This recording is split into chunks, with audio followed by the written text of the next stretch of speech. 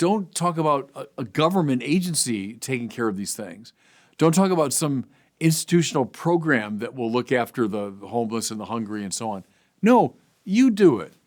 You do it. There are hungry people right near you. Well, feed them.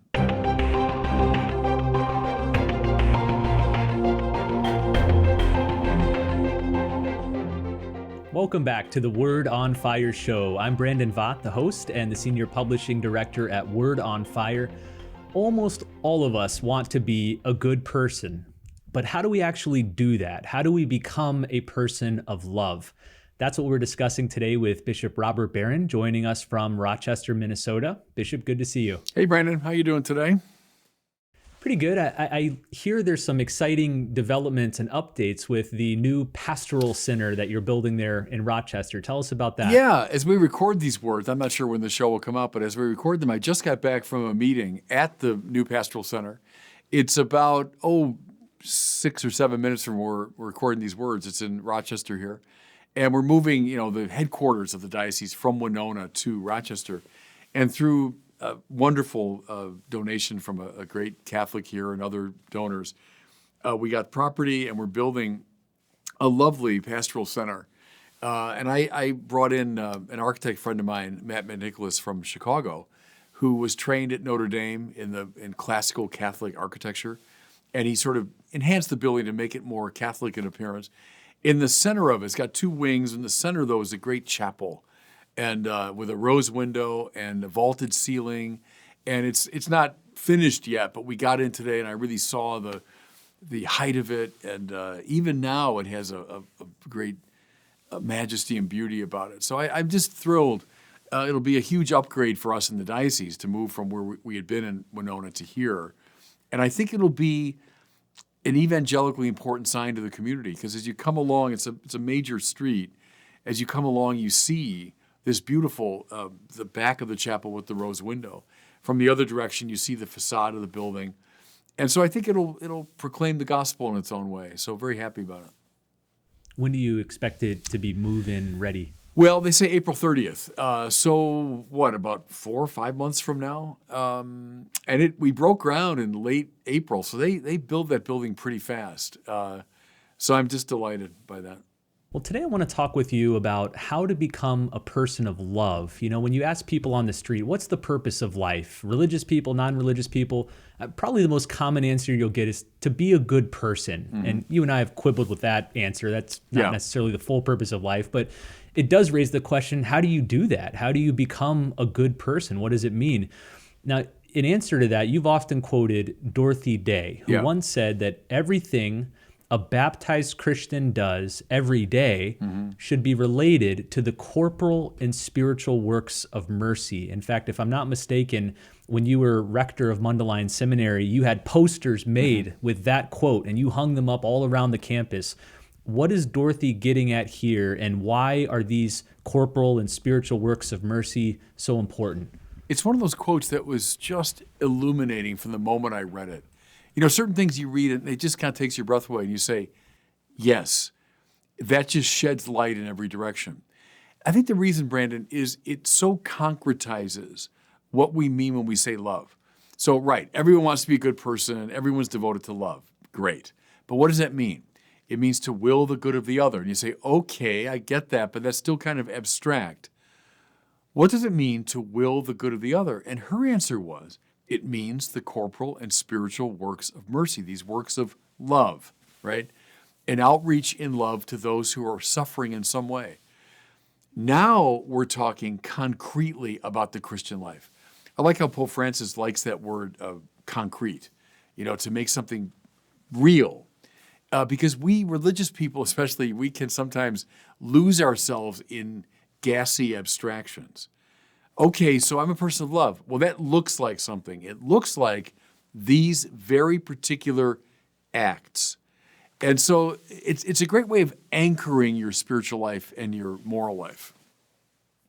I just realized maybe there's probably some people listening who aren't familiar with corporal and spiritual works of mercy. So maybe we could back up one step and just give us a basic overview of what these are. We're going to walk through each of them one at a time, but what are these in general? Well, we should just probably name them, right? To feed the hungry, to give drink to the thirsty, to clothe the naked, to provide shelter for the homeless, to visit the sick, to bury the dead. I'm always missing one. Visit the imprisoned. Visit the imprisoned. So they're very concrete, aren't they? They're very particular. No, don't talk about a government agency taking care of these things. Don't talk about some institutional program that will look after the homeless and the hungry and so on. No, you do it. You do it. There are hungry people right near you. Well, feed them, you know? So it anchors the moral life in a way that is both unnerving and liberating. So you listed out the 7 corporal works of mercy. There's also 7 spiritual works of mercy. I thought maybe we could devote a discussion to that in a couple weeks or so. Okay. I want to focus on the corporal works of mercy today. Would you say it's correct that we, as people aiming to be people of love, should use these as a litmus test, that Yes. these are the marks we should measure our love against? Yes, because if you say, all right, to love means to will the good of the other and do something about it. All right. Now, show me. Show me precisely how you're doing that. And it's got to show up in your life as these works of mercy to those who are in need. So yes, I think it's a very good way to ground the Christian life. All right, so let's go through them one at a time. I thought, if nothing else, this might be a good opportunity for all of us to use as an examination of conscience as we're discussing these. Yes. To think through. Yes. Am I following these myself? Yeah. Maybe we can group the first few together. So the first 3 are feed the hungry, give drink to the thirsty, clothe the naked. How do you read these 3? Very basic needs of people that have to be met. Again, we can fly into the realm of abstraction. Oh, I'm helping people. Well, how? There are people who are in need in this most basic way. Now you say, oh, I guess, overseas, so I'll send some money to the missions. Well, fine. I have nothing against that. Please do it. And that is a way of doing the works of mercy. But we can forget, Brandon, very easily. I don't care who's listening to me right now. Trust me, within 10 minutes of where you're sitting, there are hungry and thirsty people. There are. I lived for 6 years, as you well know, in Santa Barbara, California, one of the most, exclusive parts of the world. Oprah lives there, Montecito. Prince Harry lives there. Kevin Costner, movie stars live there. I lived, 15 minutes from where they live. I didn't live in a fancy schmancy neighborhood, but Santa Barbara. But 10 minutes from my house in Santa Barbara, maybe less than that, there were people who were hungry and thirsty and on a chronic basis. So don't think that the hungry and thirsty and those who need decent clothing are just in some distant, Asian or African country. They are, no matter where you're hearing me, they are within 10 minutes of you. So what are you doing to help them? Now, homeless shelters and soup kitchens, and great. Believe me, there's one not far from you. I don't care where you are. There's one not far from you. Go, help out. Give money to it. Yes, indeed. Be a presence at a place like that. Yes, vote in accord with some of these principles. Sure, do all those things. But I like the direct involvement, that you personally kind of getting your hands dirty, so to speak. You get involved in these activities. But, think of something, Brandon, as simple as a mom preparing a meal for her kids. Well, that's a corporal work of mercy. She's feeding the hungry, Think of someone who's getting a lemonade for someone who's thirsty after a run or something. Sure, that's giving drink to the thirsty. So it's not like just the dramatic cases of, those who are in dire need, but even those simple gestures of assuaging someone's hunger or thirst. Clothe the naked. There are people who are in need of warm clothing. A lot of people listen to me right now. Within 10 minutes of you, there are centers that provide clothes for people that need them. Babies who are, in poor families that need basic clothing. One thing I mentioned, I think maybe at the Good News Conference, I said the closet is a very interesting place for some spiritual work. What I meant was, you go into your closet and trust me, you're going to find all kinds of things in there that you don't wear, that you haven't worn in ages. There's a shirt. Why is that still here? I haven't worn a thing in 3 years. Well, that's a very good sign that it's time to give that away. Someone once said to me, there should be like an expiration date on clothes, like on food. Like if this shirt expired in 2019. Good. Go into your closet and find shoes and shirts and pants and coats that you can and should give away and give. That's clothing the naked, right? So I like the particular concrete quality of these things.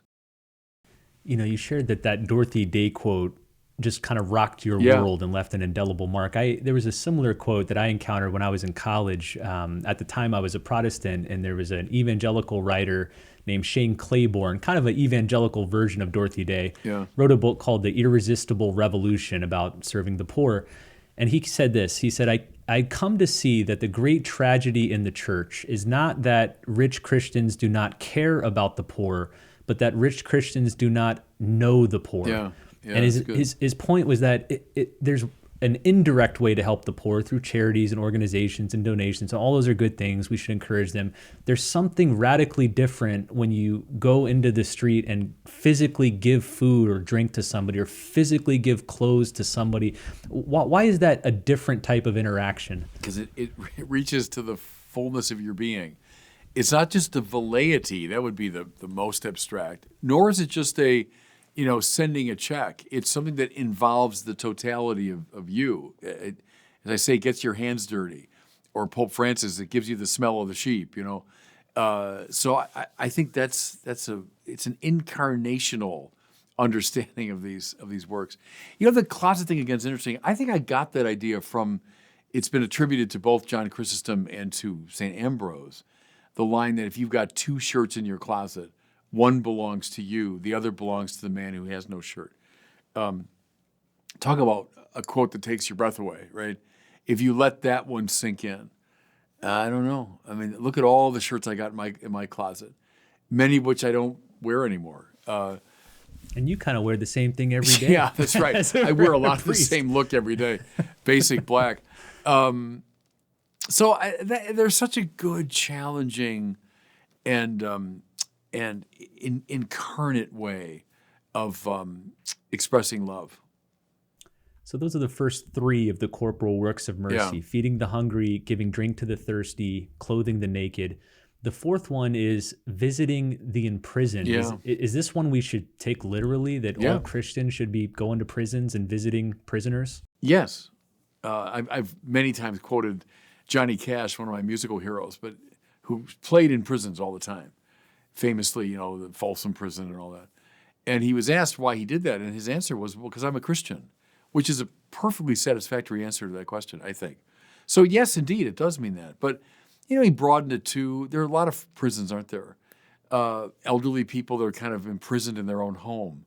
Sick people that can be imprisoned on their own bed.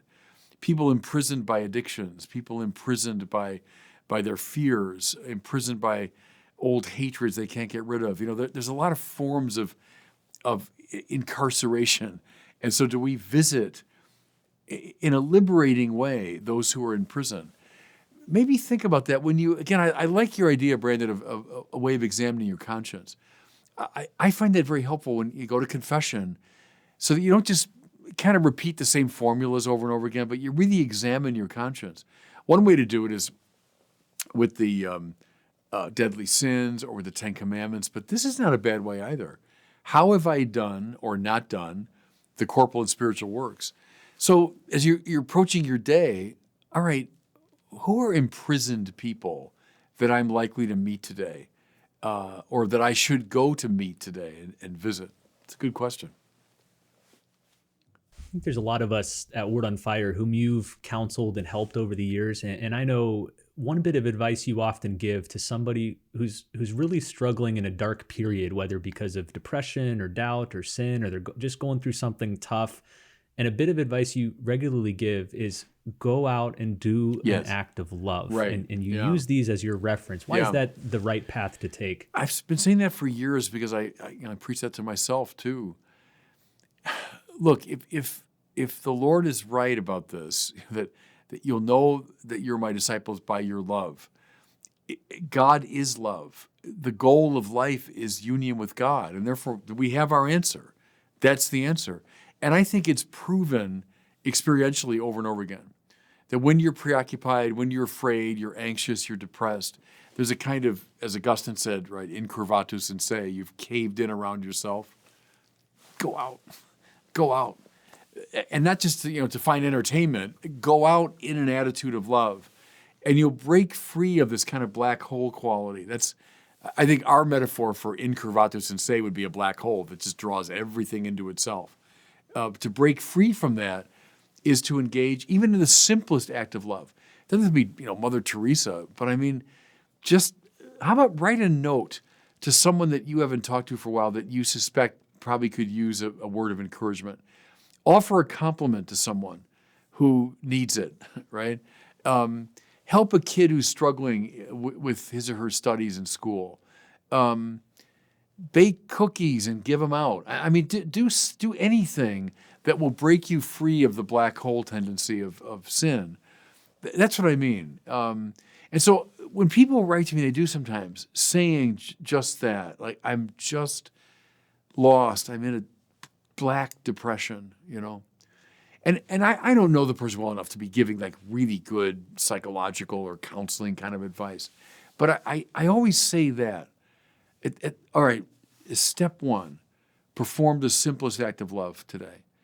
And then tomorrow, do another one. And the next day, maybe do 2 acts of love, And it can't do any harm. The person probably needs, I know needs more, personal attention and maybe psychological counseling and medication even, who knows? And nothing wrong with any of that. But as step one, perform the simplest act of love. And I think you'll find a way out of that hell. Well, the 5th corporal work of mercy is shelter the homeless. And it's easy to think of Dorothy Day once again. She and Peter Morin founded these houses of hospitality where they would regularly welcome people off the street to sleep as long as they needed to. What does that mean for the rest of us who maybe aren't in a position to, literally welcome homeless people into our homes? Or is that what the church is driving at here? Well, at the limit, I think. But look, everyone knows in our country it's worsened enormously in the course of my lifetime, the homelessness problem. My years in L.A., I was there for 6 years, and it was appreciably worse. When I arrived in L.A., and even in Santa Barbara, when I arrived there, and then 6 years later, it was appreciably worse. Go up the coast in California, San Francisco, and other places. Homelessness here in Rochester, Minnesota, which is brutal as the winter has now arrived, So to be aware of that problem and do something. Now that might be, in your contributions, in your political commitments, but that you do something to provide shelter. Now, maybe it's working in a homeless shelter. Maybe it's contributing to a homeless shelter. So different ways you can do it. But that problem has only gotten worse, hasn't it, in our time? All right, let's move to the 6th corporal work of mercy, which is visiting the sick. How should we understand that? Something everyone can do from oldest to youngest, it seems to me. We all know someone who's sick. In the hospital, in a hospice care, in nursing care, someone who just has a bad case of the flu and they're in bed. Everyone, I bet, listen to me right now, knows somebody who's sick and could stand a visit. When I was doing parish work, Brandon, many years ago, I was very devoted to this. And not that I found it easy, I didn't. The prospect of getting in the car and driving to a hospital and spending a couple of hours, visiting parishioners. But gosh, I always, without exception, came back from those visits full of joy. I always thought of the psalm. They went out full of tears, carrying seed for the sowing. They come back full of songs, carrying their sheaves. That's what it was like for me when I was go to the hospital to visit parishioners. is I kind of went out with tears, like with some resistance, but I always came back laughing, always came back with a song, right? Do it. Visit people who are sick. We all know somebody. So it's, again, concrete. Hard to do, yeah, sometimes. Annoying, difficult, yeah, but do it. Visit the sick.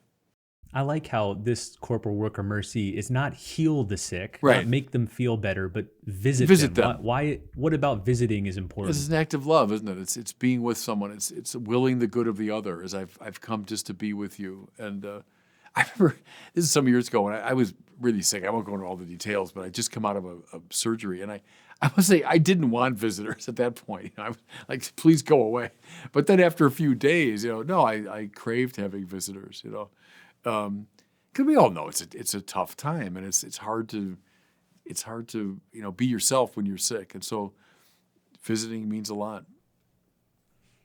All right, let's turn to the last corporal work of mercy, which is burying the dead. And I know you have a particular memory of your father in regards to this corporal work of mercy, how he practiced it and counted it. It's where I learned the term. This one, I was a little kid, and my father, was a good Irishman.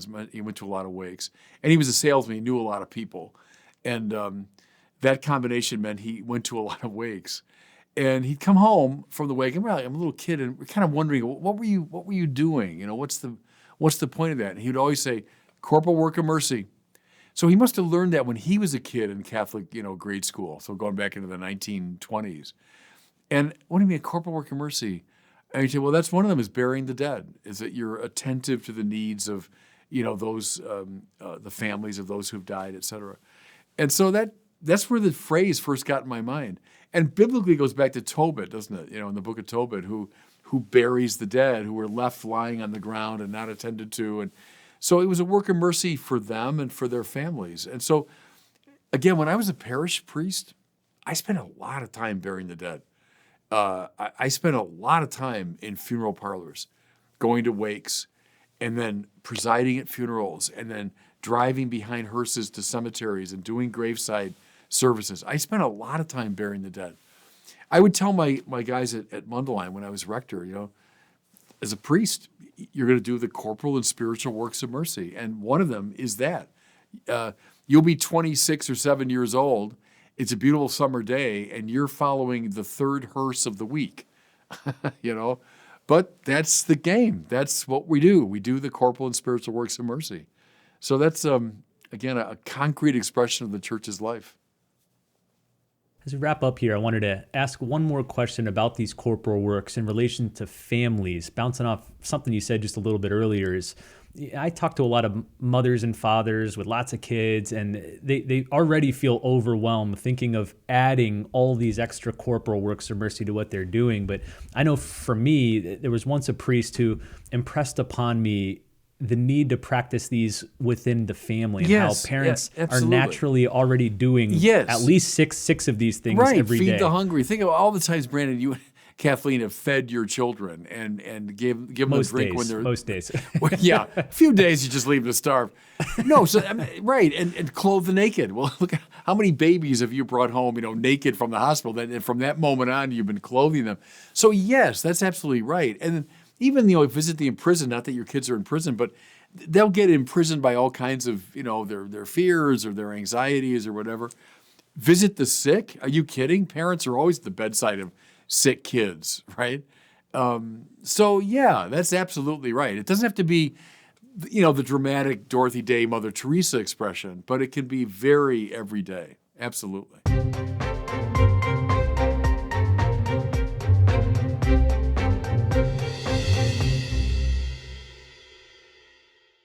Well, it's time now for our question from one of our listeners. Today we have one about sin, the passing on of sin. Here's the question. Hi, Bishop Barron. My name is Gigi, and I'm wondering, since I did not inherit the sins of my parents, why did I inherit the sins of Adam and Eve? Thank you for taking my question. Goodbye. Yeah, thanks. It's a good question. But see, I would quarrel with your major premise, because I think willy-nilly, you have inherited your parents' sin. I don't mean that your parents' sin is applied to your own will, like you're responsible for their bad choices. But sin is like a contagion. It's like a dysfunction in a family. So think of a kid born into a dysfunctional family where alcohol abuse or drug abuse or physical abuse or whatever is on offer. Whether that kid likes it or not, he inherits, in that sense, the sins of his parents. The most dramatic example would be a crack baby, right? There's a baby that's born to a mother who's addicted to crack. The baby is born addicted to crack, even though the baby's not morally responsible in any way. But de facto, the baby has inherited the sin of his mother. Well, I think sin is kind of like that. It's a poisonous atmosphere that we're in. And I think about my dear parents, sure, the quirks or limitations of theirs that I inherited or that I was affected by. And I think that's the best way to understand original sin, that we do indeed inherit now this whole long history of human dysfunction, beginning with our first parents, but coming up through the whole of human history. Sure, we inherit that. It affects us. Again, not to be assigned to my personal will, but that's what the church teaches. Original sin is not assigned to my personal will, but it's like a poisonous atmosphere. See, again, that's why we need not just a teacher, we need a savior. We need someone that can come into the dysfunction, but is not of the dysfunction. See, if Jesus is just one more human being, well, they're as affected as I am. They might be smart and interesting, and they might offer some political liberation or whatever, but they won't save us. The Savior has to come from outside the dysfunction and enter into it. We say he's fully human and fully divine, because only such a figure can really save us. He's only human, well, then he's stuck in it with us. He's only divine, well, then he's hovering above the mess. But he's divine and human, now he can function as a savior. And that's why we need him to save us from sin and all of its manifestations. Well, thanks for that question. And thanks to all of you for joining us for this discussion on the corporal works of mercy. Again, probably in a couple weeks here, we'll have a follow-up discussion and we'll walk through the spiritual works of mercy. So look forward to that one. Listen, as we wrap up here, Lent is right around the corner. When this episode drops, it's only going to be about a month away. Lent actually is going to be on February 14th this year. It's on Valentine's Day. Yeah. So good luck to a lot of couples trying to figure that night out. But at Word on Fire, we are once again releasing our Lent Reflections booklet. So you can get your 2024 Lent Reflections booklet today, and we want to send it to you for free. You can get a free copy. You just cover the shipping and handling. You can also order bulk copies, 20, 50, 100, or even for your whole parish. I know tons of parishes do that. Each booklet features the gospel reading for every day during Lent from Mass, along with a short reflection from Bishop Barron. So you can journey through the scriptures throughout Lent. Hundreds of thousands of people have been enjoying these books over many years. So learn more, get your free single copy, and then order a bunch more to pass out to friends or family or parishioners. You can find out more at the website wordonfire.org/Lent2024. The website's wordonfire.org/Lent2024. I'll include a link to that in the show notes. Well, thanks so much for watching and listening. We'll see you next time on the Word on Fire show.